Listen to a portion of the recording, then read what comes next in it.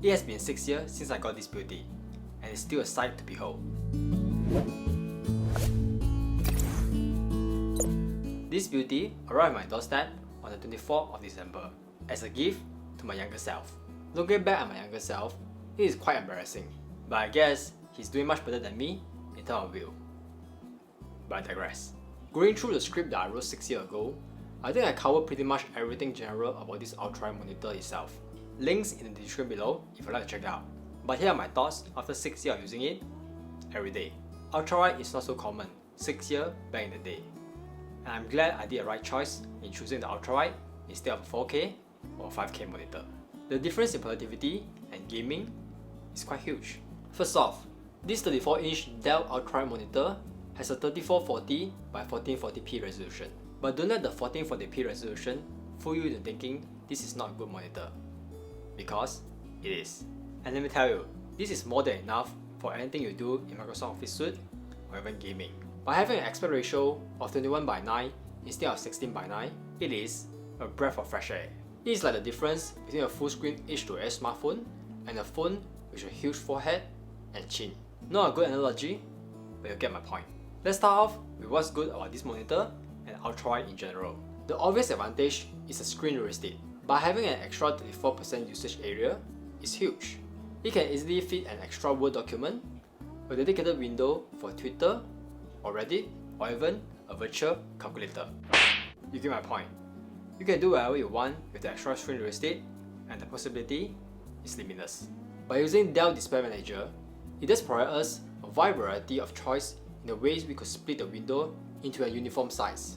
Not so much of a feature that I use often, but it does give me a sense of what this 34-inch screen can do for us. The matte screen on this display is also a huge plus for me. As you can see, I have two light sources in front of my monitor. The matte display helps quite a lot in diffusing refraction and thus less distraction while enjoying our content and work, of course. Speaking of the display, let's talk about the quality of the screen. Please bear in mind, this is a 6-year-old monitor, and technology has advanced quite a lot throughout this year, but this is still a great monitor nonetheless.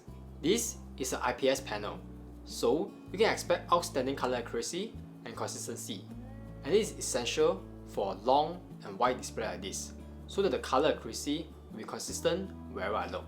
Granted, I didn't do any professional photo editing using the display, but IPS is IPS, so the color will be great. When talking about great, gaming while using an ultrawide monitor is more than great. It's awesome. Games that take advantage of the extra screen will further heighten your gaming experience by a lot. Third person and racing game benefit greatly for having such an aspect ratio. Games like Sekiro, Genshin Impact will let you see more of the environment, immersing yourself into a world.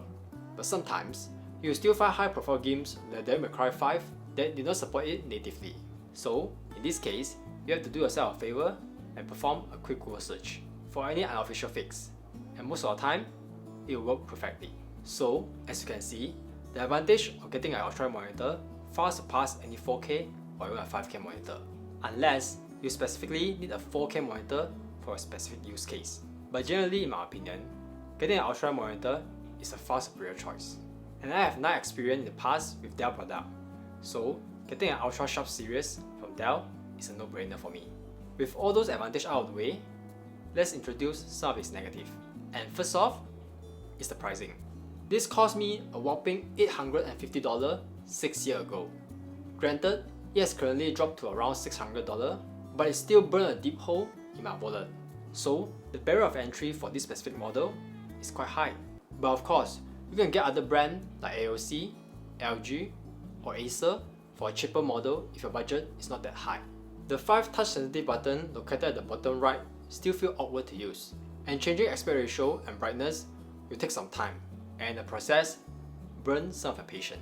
For the internal speaker, let's just say you can use it if you really do not have anything else to use, because it's quite bad. Even my $30 speaker sounds miles better than the monitor internal speaker itself. So if you decide to get this model, just pick yourself a dedicated speaker to pair with it. 60Hz may seem like a negative point for some of you guys that currently own an RTX 3000 series, since those GPU can easily power a 1440p monitor with ease for some of the high-end overworked game. but my RTX 2060 can't. I have to turn down some of the graphical setting in order to achieve 60 frames per second.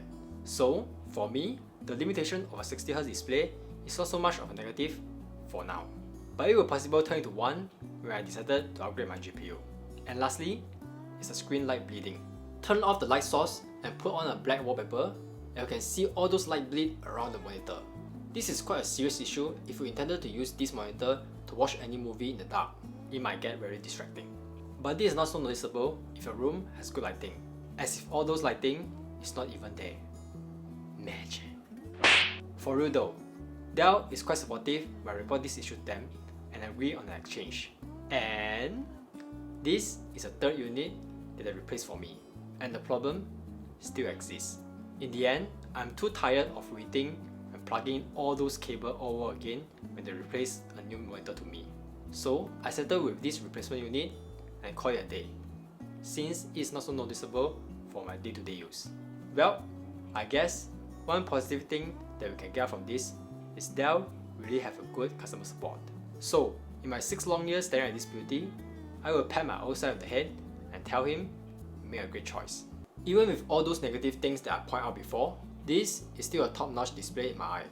In my opinion, upgrading from a 16:9 display to an ultrawide monitor is a whole new experience that you can't go back. And that's it. Like and subscribe if you find my content helpful.